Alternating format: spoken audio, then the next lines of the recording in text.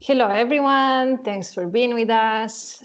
My name is Christina. I'm a classical homeopath, and today we will talk with our friend and colleague Kobi Nehustan, a classical homeopath, about Corona, COVID-19, the vaccine, the collateral effects of the vaccine, the mutation of the virus, and the role of homeopathy in the viral epidemics we're all facing right now. So let me first introduce my colleague. He has over 30 years of experience in homeopathy and Chinese medicine, with 20 years of teaching all over the world, and established clinics in London, Kenya, India, Spain, Israel. He's also a prolific writer and published his first book in 1997 about the philosophy in alternative medical treatments. For 5 years, was a columnist for the Israeli Health magazine, and in 2010 co-authored the best-selling book for homeopaths, Wondrous Order. So without further ado, Kobi Nehustan, welcome. Thanks for being with us. And let's start. So please, if you can share your opinion about the collateral effects, the short-term, long-term collateral effects of the mRNA vaccine, how you see the role of homeopathy in the mutation of the virus, etc. Well, first of all, thank you for having me, Christina, and for all the friends which are listening to us. Welcome, and thank you for being there with us right now. The main topic which I would like to discuss right now is the new vaccine, which is basically is going to spread throughout the world right now by Pfizer and Moderna and maybe other company who will receive soon their own a kind of certificate to do this kind of publicity or this kind of worldwide vaccination. There are many rumors about this kind of vaccination because it's a new thing, new medicinal approach, new scientific approach in which they used RNA messenger to modify and to multiply the DNA to spread through the immune system, through the blood, white blood cells in the organism. The kind of a very specific information who will basically attack and will take away the coronavirus. The main problem with this vaccine is not so much the new approach of science, is more the possibility, which is already happening, of the different changes of mutation of the virus. Because the main concern which my thinking is about this vaccination is not so much how dangerous it is or in which way it will modify or alterate human DNA or human genes. This is the main concern of people right now. If either medicine or either vaccination, which basically is made from particles of DNA and RNA messenger, in which way it's going to interfere or is going to change basically human organism as a result of DNA changes. So as a matter of fact, the main concern which I'm having right now is the quickness and the mutation which this virus is going through, which is not going to be so easy.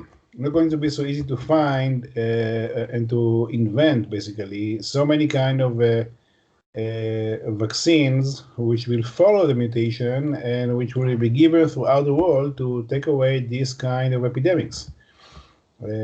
So I think it's not going to become so easy, and not so easy this battle with the coronavirus is going to disappear. We're going to face it for the coming several years until basically human organism will not see it anymore as an ingredient to be threatened by, which is very similar to many other viruses that after some time the human body or the human organism worldwide is getting used to it, is not anymore becoming overwhelmed by it.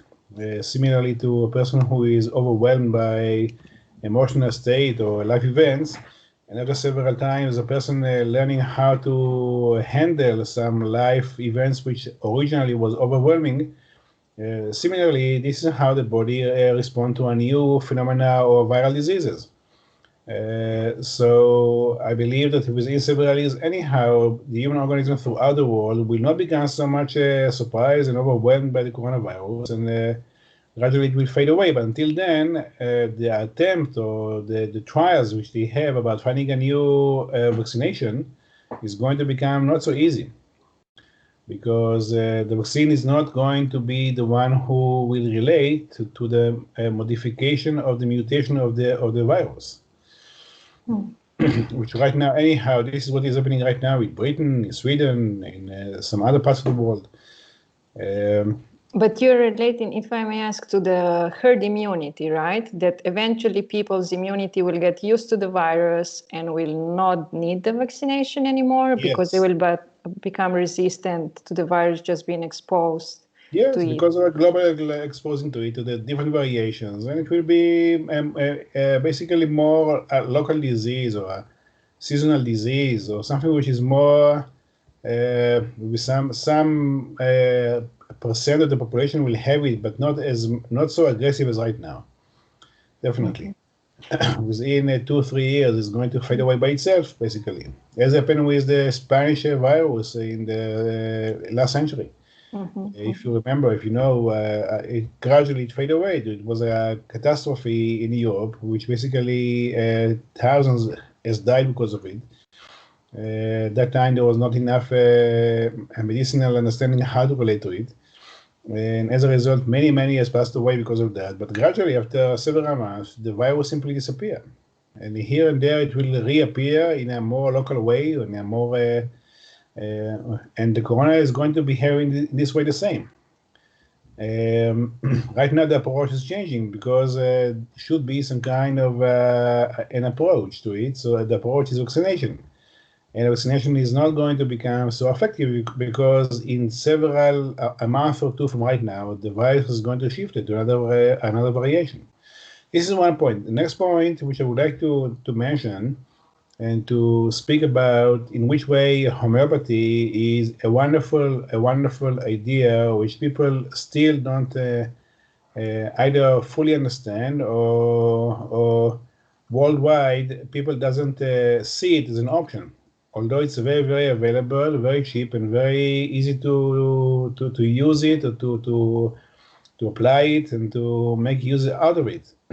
So this is unfortunate to us, this kind of lack of understanding and something which is so helpful and so immediate and also so cheap from the point of view of global spreading compared to the vaccination, for example.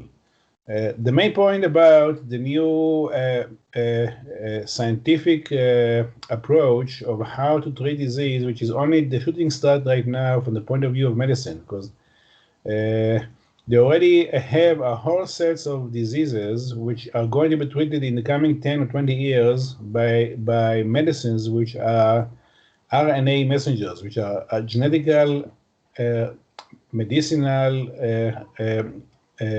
ingredients who are going to relate to the disease through DNA and RNA approach.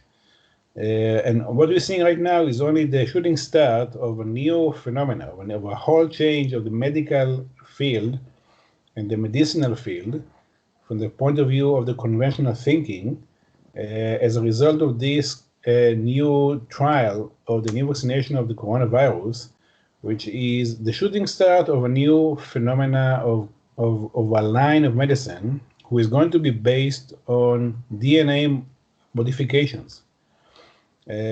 So it's a very big thing. It's a very big thing.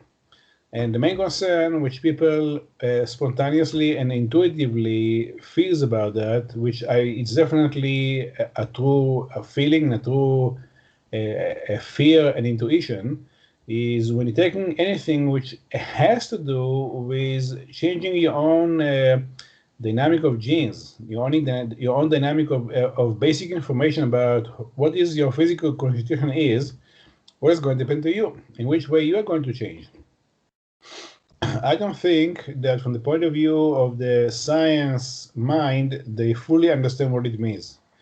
They see only some part of it.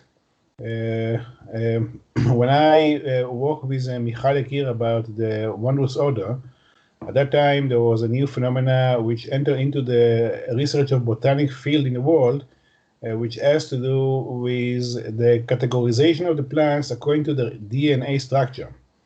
And the DNA structure of the plants show another kind of organization of the plant system around the planet, which basically, because of that, the groups and the kind of setup of the chain reaction of evolution of the plants throughout the ages was different, was not the same as Hornquist, which is the main botanic authority still in our days, and this is how the plant table that me and Michal were doing was based on Hornquist work. The main point about the argument between the two approaches of Hornquist and the genetical structure which divides plant according to this kind of genetic structure approach was that the one who analyzed the plants through genes did not care or did not consider the manifestation of the plant and the flower and the way the plant reproducts itself, which is not something which will appear in genetical structure. It will not appear. Genetic structure of the plants will not be able to determine by that alone what will be the color of the flower, what will be the technique of multiplication, what will be the kind of taste of the fruit of the plant, and so on. There will be many, many ingredients which has to do with the phenomena of appearance, how the plant appear eventually, which the structure of genes will not be able to tell you. What you will be able to see is the similarity of how it looked like, in which way it looked like. And there was a big argument about that, a very big argument. Me and Michal, when we did this work, we decided to follow the path of Hornquist, which means you take away, you leave aside the genetical structure, you don't forget it, you consider it, but you don't see it as the main thing. You do see the main thing of what is the final result? What is the final result of the life phenomena, which is coming in its full expression after the genes or the DNA information structure has fully grow up into a full plant or a full human being. And once the DNA fully grow into a full manifestation of that life expression, you see something which is not within the DNA structure. Not possible to determine the color of the flower, the taste of the fruits, many other small ingredients which has to do with the appearance of the life, how it appears. and this life phenomena, what is life, and how life appear, it's a point which science cannot contract into the DNA alone. Which means once you start to play, so to say, or to change or to modify DNA, even if you have a very good result originally, there will be a secondary effect, as Hahnemann is speaking in the organ of medicine, a primary effect and secondary effect. There will be a third effect, and fourth effect, and fifth effect, and so on. It's going to be what they call a snowball of change of evolution. Once you start to change the structure, which means right now we are entering into a new medicinal sphere, which is going to grow in the coming 10 years and so on. It will lead to many other a new frontier, a new developments of medicinal lines, which will relate directly to the gene and RNA structure, to the DNA and the RNA structure. And the main point which I'm here would like to elaborate, which has to do with the homeopathic approach to it, is that if we, from the point of view of homeopathy, the fact that we are dealing with the human structure and you take samples of DNA or RNA, which are basically a biological structure which is a part of the organism, it will be under the category of what we call in homeopathy a nosodas, a miasm nosodas, which means it's going to be very similar to carcinosine as a remedy, to botulinum as a remedy, pseudonym as a remedy, and remedies which are made from nosodas, which means from human tissues, which as a result, they produce symptoms and dynamic of a remedy, which this is what we call a miasm remedy, a remedy who relate to a basic layer, which is a fundamental layer in the organism, in which is the ground material foundation for many other diseases to evolve from, or as a result. This is what we call miasm. This miasm, basically right now, the main miasm which we see right now in our culture is the carcinogenic miasm. It's the most popular and the most, again, last talk we talk about this issue that from my point of view, I see the breast cancer in female much more epidemic than the coronavirus. Because in Europe right now, out of every 7 women, 1 of them will have a breast cancer. And this is much more epidemic compared to coronavirus. It's true as well, by the way, to prostate gland cancer, or to rectal cancer, or to large intestine cancer, and so on, to melanomas of the skin, and so on. If you take the percentage of how many people, percentage like in the society of Europe, will have cancer in the coming 1 year, is epidemic, which is unmeasurable and unproportionate compared to corona. Corona is nothing. And the point I'm saying here is that right now, the main miasm we're having in our culture is the carcinosine, the cancer miasm.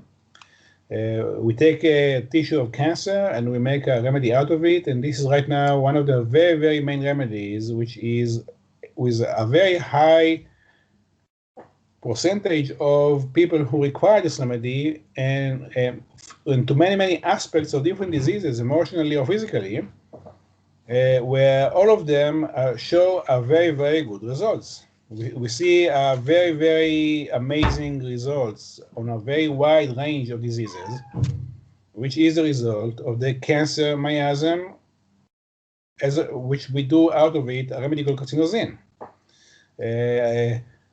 Autism in children, hyperactivity, deficit disorder, ADHD, different kind of autoimmune diseases, recurrent inflammations, recurrent allergies, depressions, suicidal tendencies, fears, anxiety, and so on. The wide range of pathology that we are treating with this remedy is huge. Why?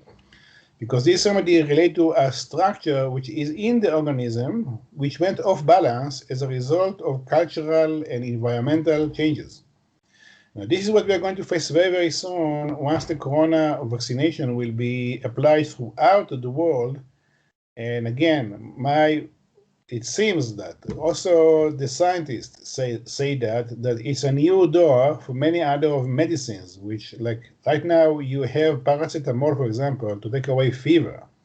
Very soon you will have paracetamol, which in that there will be an ingredient which has to do with RNA messenger, which means a DNA modification in the coming 5 or 10 years, which means that we don't know, and nobody can know at the moment, what will be the consequences of the modification and the changes of the DNA of the human organism. Nobody can know that, but definitely is going to produce some changes, because the main point of their analysis relate only to the physical structure, without to consider the manifestation of the flower, without consider the full growth of the DNA information and how it build up a structure, that's thing they don't know. They assume they have all sorts of scales of assumptions, but they don't know for real what will be within 5 to 10 years from now as a result of DNA, RNA changes.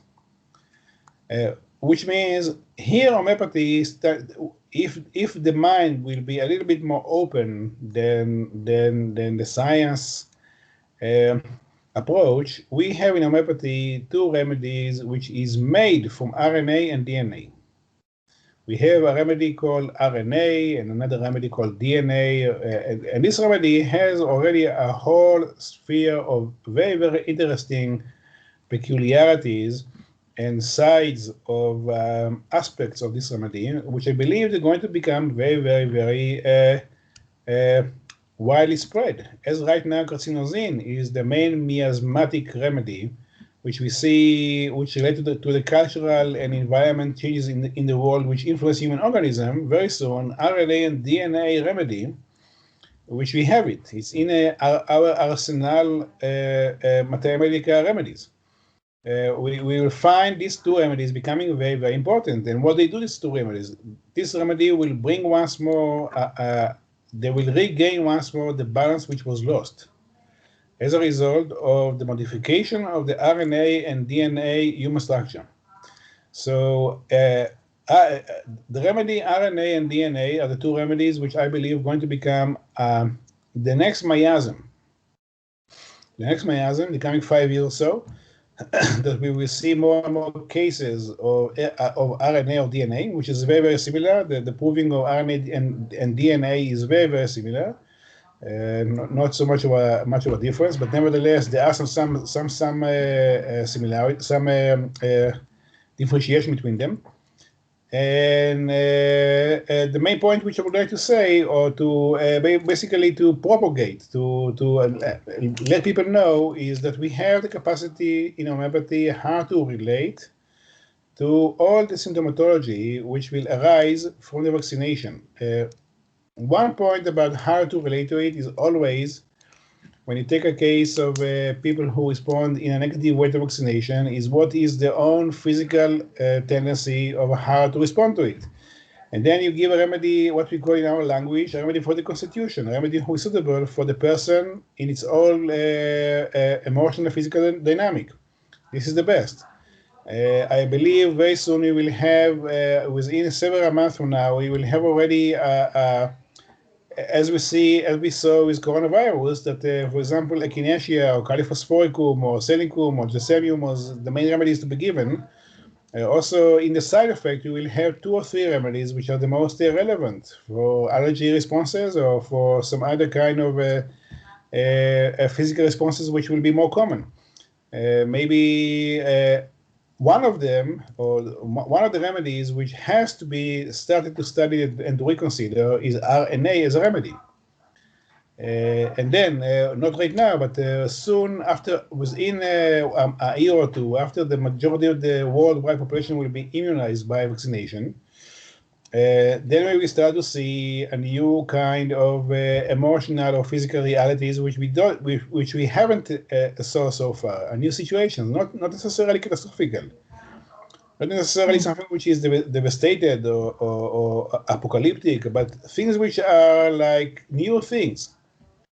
People which think differently, feel differently. Again, not in an apocalyptic way, but there will be more issues which has to do with either difficulty to concentrate, or a sleep disorder, or emotional disturbances, which will relate, which will be a consequences of this kind of DNA, RNA modifications. And then the remedy RNA or DNA will be the remedy which will be the miasm remedy to start a case or to relate to this kind of situation that I believe we will face next year. So, another point which I would like to say is that for not to be worried too much about this kind of coronavirus vaccination side effects, because all of them are very comparatively. We know how to relate to them by homeopathy. We have all the remedies in homeopathy, which we know what to do with this in case we will face it. Therefore, no need to be afraid too much about this kind of immediate symptoms which will arise. The main point in homeopathy is that if you treat the acute symptoms which appear soon after the vaccination, no matter what it is, can be allergy reaction, skin reaction, fever, muscular joint pains, and so on. If you give a remedy who is suitable for these symptoms, you prevent the continuity of RNA, DNA modification in the future. So this is very, very important. I see it as a very, very, very important role of homeopathy in the world, that if we will have enough people who understand this point and will give remedy in case there is side effect, by that you prevent to this individual the possibility for have a certain kind of ramifications or consequences of development which will appear in 1 year or two, which he will not understand and he will not see it as a result of corona vaccination. But this is the real reason, like depression, lack of energy, muscular weakness, and so on.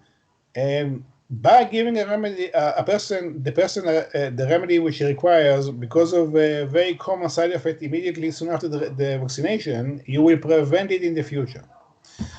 So I see it as a very, very important thing about how to relate to them, to the main symptomatology which will appear after vaccination, and to give a remedy for that, again, to make sure that the human organism remain natural and straight, without any further modifications.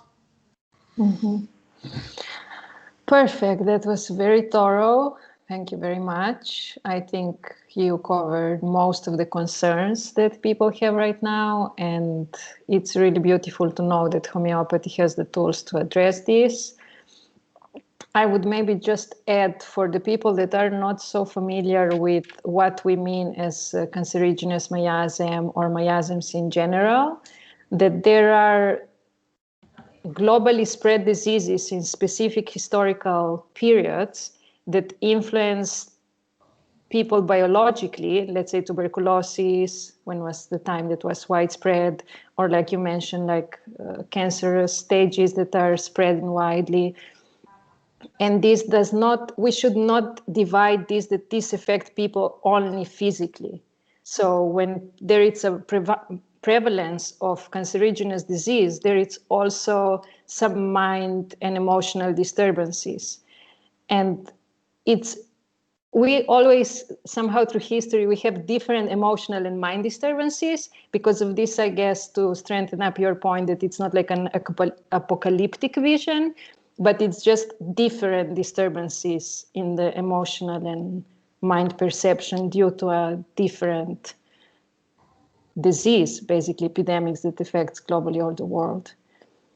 Yeah, perfect. Thank you very much. That was really, really great.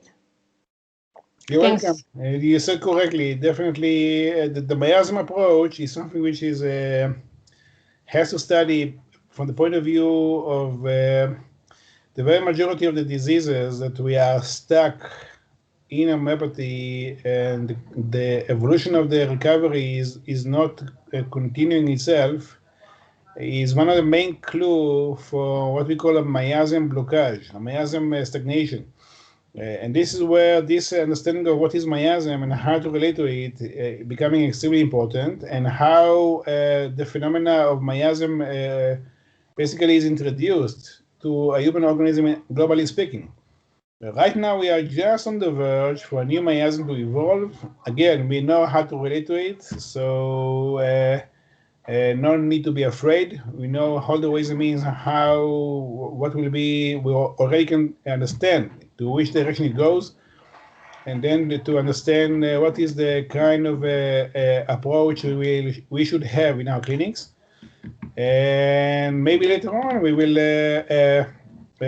do some more depth of teaching which comes to miasm techniques of how to apply them and how to work with them. And that will be another topic, of course. Perfect. We have to do that. I think would be really useful for people. So thank you very much for being here. And until next time, you would like to add something before we conclude? Well, the main point I see here in my country, but also in other countries as well, in Europe, in the States, lots of fear, lots of conspiracy ideas. And I don't consider it too much. As a homeopath, I don't consider it too much. I know similarly as we treated very well in homeopathy many cases of corona, which cured very well by homeopathy, in very difficult cases, which cured fully by homeopathy. And not to mention the easier one, yes, those who just evolve some flu, some weakness. I mean, these people are very easily treatable by homeopathy. Also by that, we will know how to relate to the vaccinations. I don't think there is any global conspiracy here. Or people think about different strange idea. I don't think all that. The main point for our what we can do, what is in our hands, is that we know how to relate to it and what to do with this and how to make sure we will be remaining healthy. And this is our main concern, how to preserve the health of the population. Perfect. Don't forget that health, from the point of view of homeopathy, is that you are stable enough physically and emotionally to fulfill the reason why you are here. This is how Hahnemann is saying that every individual, you have reason why you are here. There is a purpose for your existence. And to fulfill that purpose, you need to be healthy, emotionally, mentally, and physically. If there is disturbance in you emotionally or physically or mentally, you might feel intuitively what is your purpose, and you might be drawn to that purpose intuitively, but the way you will manifest it, the way you will live it, will be in a non-balanced way, which will lead to a lot of disturbances.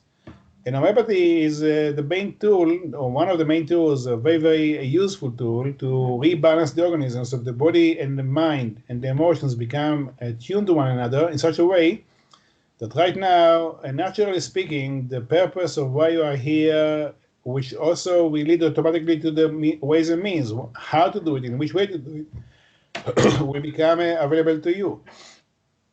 So when I'm speaking about the point of view of health population, my thinking is to see enough people who are healthy enough to, in a natural way, to live up and to fulfill the purpose of the existence, why they are here, what they're supposed to do it, and to do it, and to really live it. And that will lead to a prosperity, to the welfare of those people, a part of their society. Society will become more profitable, more enriched by that. So health means that you are balanced in such a way that the reason why you are here and the purpose of your existence become fruitful to yourself and to others. This is our definition of what health is. Yes, I think that's really good to stress over and over again, because I hope actually we should do a separate meeting just about that, because I think the perspective and the mentality right now, it's mainly focused in the suppression of symptoms. So when you have some pain or some disturbance, you just want the pain to go away as fast as possible. And you don't really see what you're actually seeking. Like the definition of health, as you just said, the definition of health, it's not just absence of disease or absence of current pain, but it's like the full sphere of being healthy physically, emotionally, and mentally. And I think it's really good for homeopaths and for any therapist to have that in mind when we treat people and when people go to buy remedies for themselves or try to get rid of some pain, to remember themselves what health is actually, what they're seeking for. Great. So we have to meet again to do, I think, a part about this. That would be very useful, I think. Thank you very much for having me, and I hope the message will go through, and we'll be in touch. We'll talk again. Sure. Thank you very much for coming, and talk again soon. And thanks everybody for being here with us until the end. You can subscribe to the channel down below, and we will be having these videos regularly. And if you have any other questions you would like us to address, please let us know by email, that it's also down below, or just write in the comments. Thank you, and until next time, stay healthy.